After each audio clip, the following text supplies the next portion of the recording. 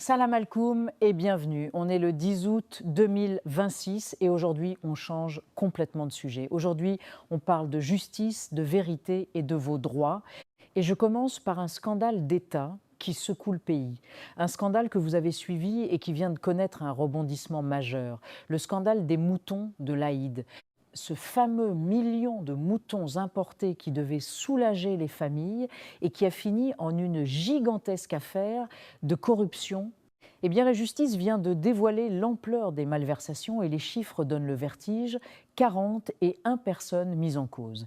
Je vais tout vous expliquer, mais dans cette vidéo, il y a bien plus et ça vous concerne directement, surtout si vous êtes de la diaspora. Nous verrons une nouvelle très importante sur les passeports. Cette mesure qui permet d'entrer en Algérie avec un passeport expiré. Nous parlerons aussi d'une victoire en justice pour les Algériens de France sur les titres de séjour. Et enfin, la grande bataille de l'Algérie contre les réseaux de trafic et de corruption, 4 grands chapitres. D'abord, le rebondissement du scandale des moutons, ensuite la mesure passeport cruciale pour la diaspora, puis la victoire des Algériens de France en justice, et enfin la guerre de l'Algérie contre les trafiquants. Et restez jusqu'au bout parce qu'en partie 2, je vais vous donner une information sur les passeports qui peut vous éviter de très gros problèmes à l'aéroport. C'est parti. Si vous aimez ce type de contenu, n'oubliez pas de vous abonner. Partie 1, le scandale des moutons, le rebondissement judiciaire.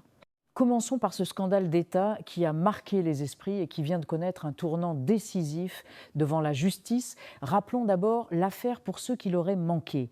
Pour l'Aïd El Adha 2026, l'Algérie avait décidé d'importer près d'1 million de têtes de moutons. L'objectif était noble et social, approvisionner le marché, faire baisser les prix et permettre à chaque famille algérienne d'accomplir le rite du sacrifice sans se ruiner. Cette opération avait été décidée au plus haut niveau en exécution d'instructions des autorités supérieures pour préserver le pouvoir d'achat des citoyens. Mais cette belle opération sociale a viré au scandale et aujourd'hui, la justice algérienne dévoile l'ampleur des malversations. Une enquête judiciaire approfondie a mis au jour de graves dérives à la fois sanitaires et financières qui ont entaché cette importation. Voici les chiffres et ils sont lourds. 41 personnes sont mises en cause dans cette affaire. 41. Et parmi elles, 13 ont été placées en détention provisoire.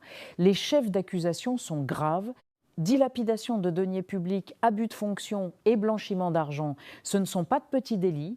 Ce sont des crimes économiques sérieux qui touchent à l'argent public, à l'argent de tous les Algériens. L'opération lancée début 2026 avait mobilisé plusieurs pays fournisseurs. L'Espagne, la Roumanie, la Hongrie, la Serbie, la Géorgie et même la Syrie, pour un total avoisinant le million de têtes. Un marché énorme avec des sommes considérables en jeu et c'est là que les dérives se sont produites. Partie 2, passeport expiré, la mesure cruciale pour la diaspora. Passons donc à cette information capitale pour tous les Algériens établis à l'étranger et pour leurs familles, une information sur les passeports qu'il faut absolument connaître. Voici de quoi il s'agit. Depuis quelques années, les autorités algériennes ont mis en place une mesure exceptionnelle, très importante pour la diaspora.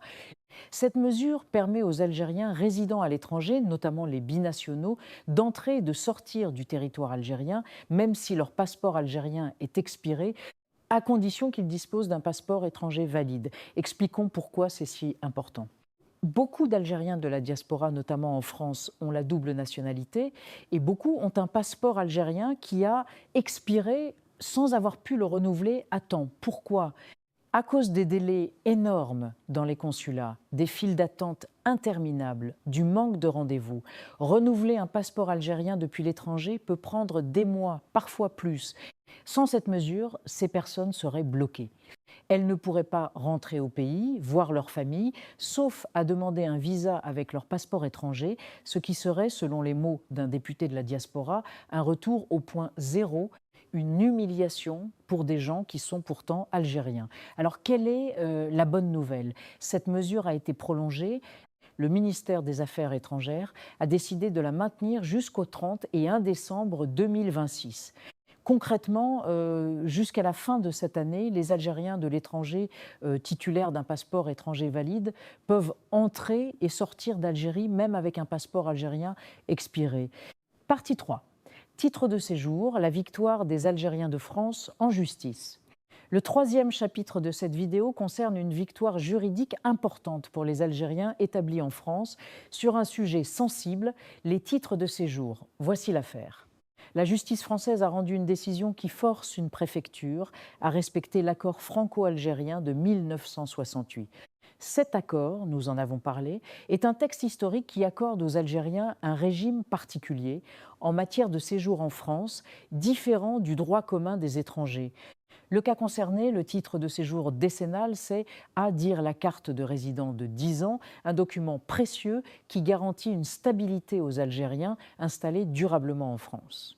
Une préfecture avait refusé ou compliqué la délivrance de ce titre à un ressortissant algérien en ne respectant pas les dispositions de l'accord de 1968 et la justice a tranché en faveur de l'Algérien, forçant la préfecture à appliquer l'accord. Pourquoi cette décision est-elle importante? Pour plusieurs raisons que je veux vous expliquer. D'abord, elle rappelle que l'accord franco-algérien de 1968 est toujours en vigueur et qu'il doit être respecté.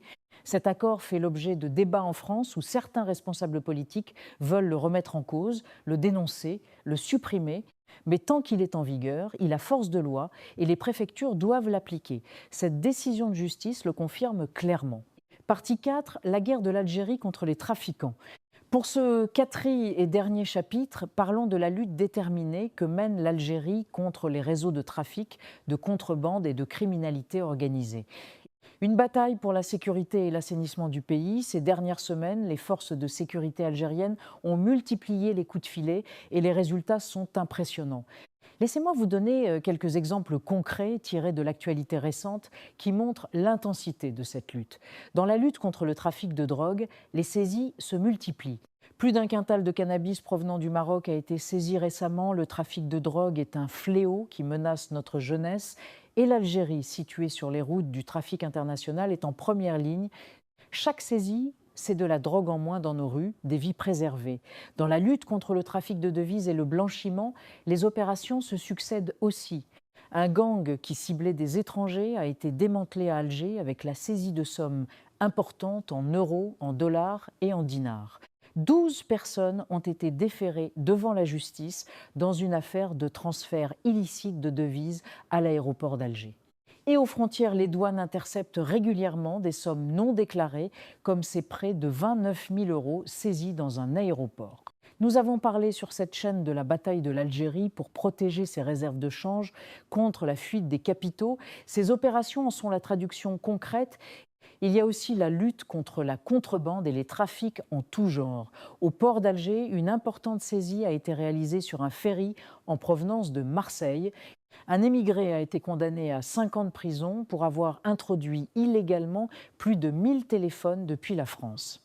Ces trafics, petits ou grands, nuisent à l'économie nationale et à l'ordre public. Et il faut mentionner un fléau particulièrement grave, les réseaux qui combinent trafic de drogue et trafic de migrants. Des réseaux souvent basés au Maroc qui font passer à la fois de la drogue et des êtres humains vers l'Espagne, faisant payer des sommes énormes à des migrants désespérés.